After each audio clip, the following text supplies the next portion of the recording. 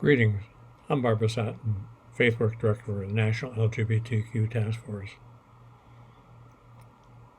and the author of Transaction. I'm so pleased that Welcome Table will be using Transaction during this Pride Month to discover the trans and gender nonconforming community that brings such joy to my heart. Transaction is designed to help you with understanding, acceptance, and welcoming or affirmation of the trans and gender nonconforming community. First, by exploring the role of gender in a world that's been so focused on masculine, feminine, binary, and then introducing you to the loving persons that light up the trans and gender nonconforming world that I love and know so well. And also to provide you with an opportunity to explore your own personal and congregational openness to acceptance of trans and gender nonconforming folk. Help you understand their concerns, fears, expectations around being in a faith community. And offer you ways in which you can show your welcome and affirmation who may be part of your congregation family now and in the future. I hope you come to understand why their presence in faith communities like yours is more than just providing a place for them at the table. It's about your congregational benefits from the welcome you can provide to those seeking a place to worship where they are respected and affirmed.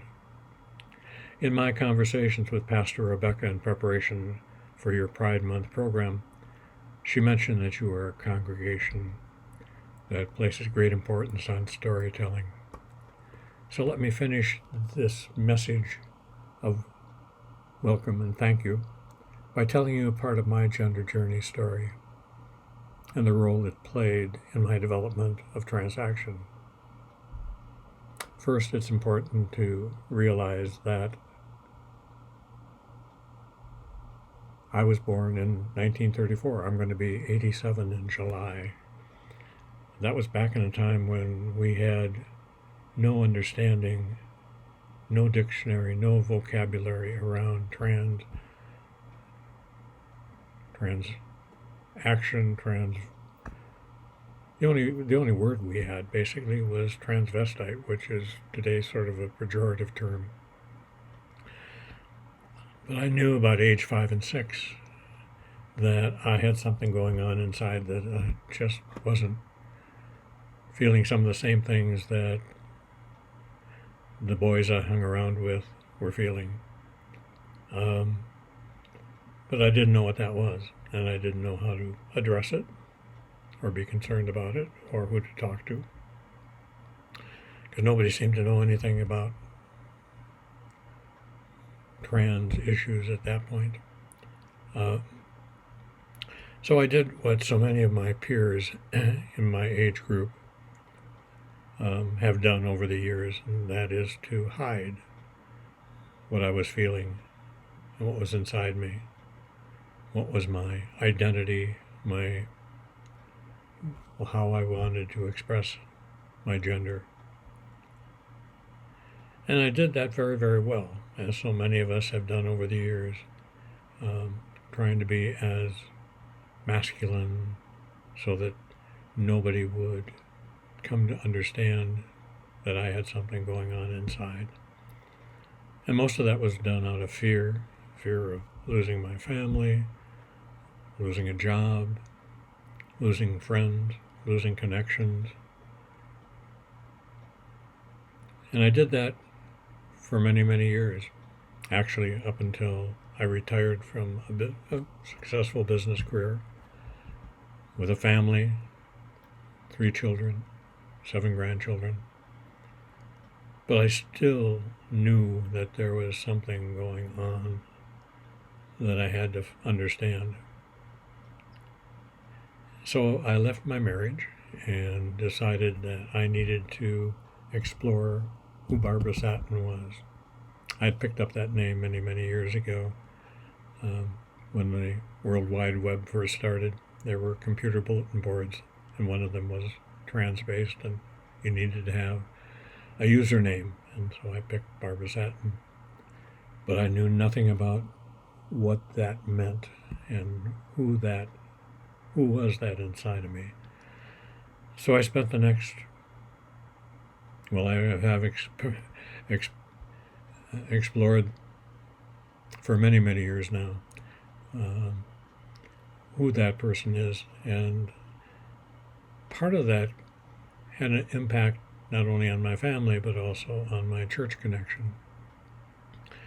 I grew up Roman Catholic, heavily involved in the Catholic Church, but I also realized that there was, little place for women in ministry. Obviously, no place for a trans woman.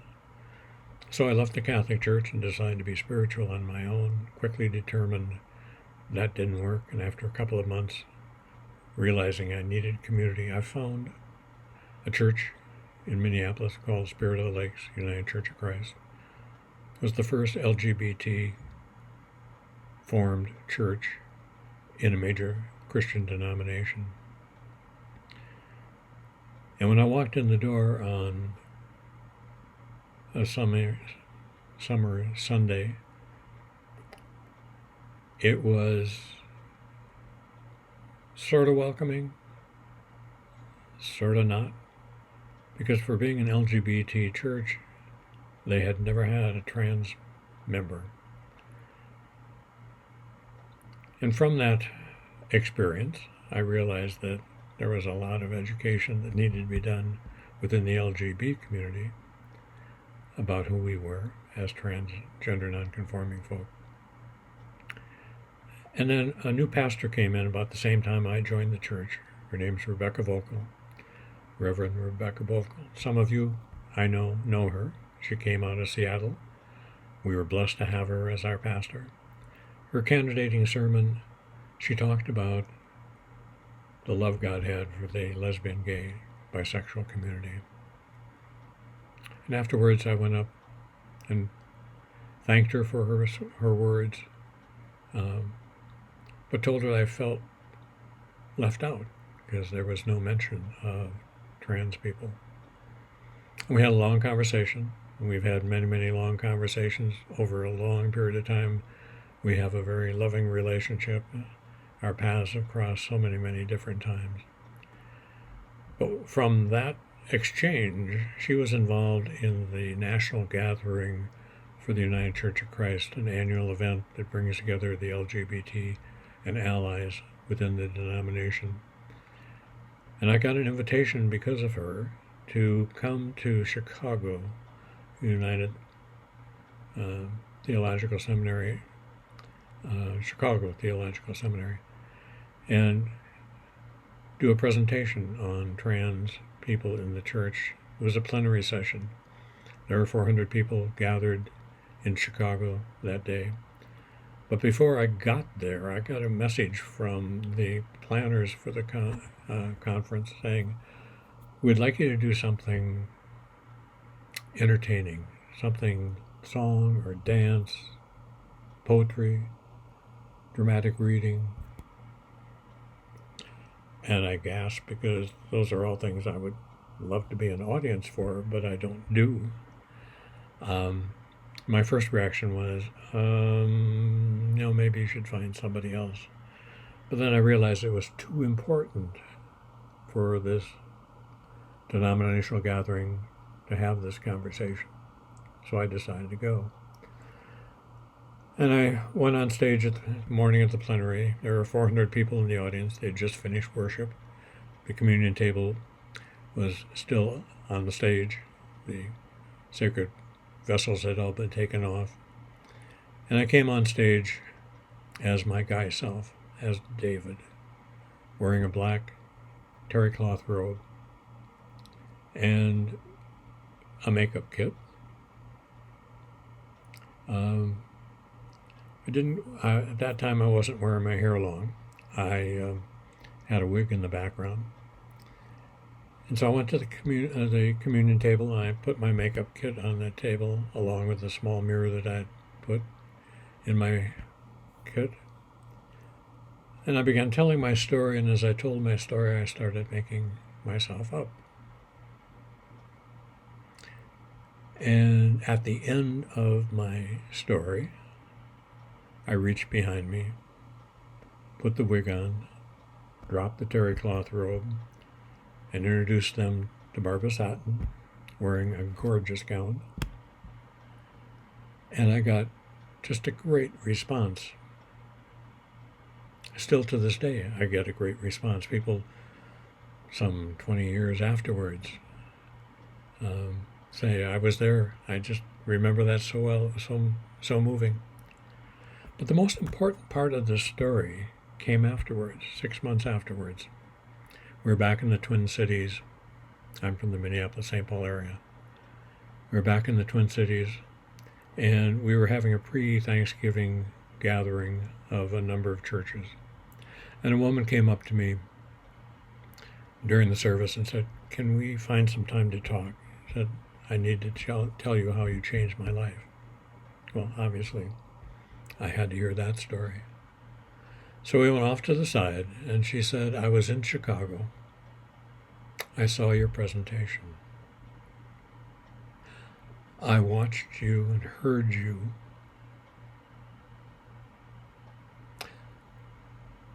My father is a cross-dresser, and I have broken off a relationship with him because I want nothing like that in my life, and we hadn't talked in the longest time. And yet I watched you and I realized that's my dad."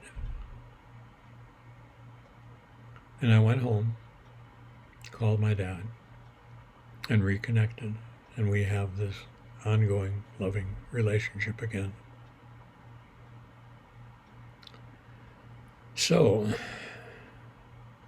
that's when I realized that I changed her life, but all I did was tell my story.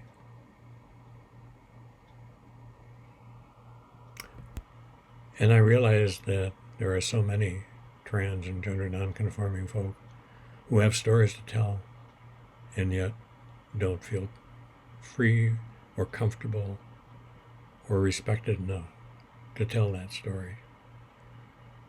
That was when I realized that my calling was to be a ministry of presence, to be a trans person in all places where you wouldn't expect a trans person to be, with particular emphasis on faith communities, LGBT groups,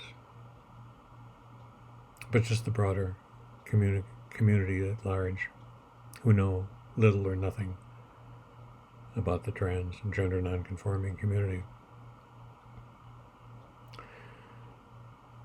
So, stories are important. I bless you for the fact that they are important for Welcome Table. And I look forward to hearing about your experience over the next few weeks as you explore transaction and its role of bringing you understanding, acceptance, and welcome to my brothers and sisters, my siblings in the trans and gender nonconforming community. Thank you for giving me the opportunity to greet you, to say hello, to wish you well on your journey, and to journey with you as I come back without as long a presentation the next 2 weeks as you gather together. Thank you so much. Blessings on what you are doing. Amen.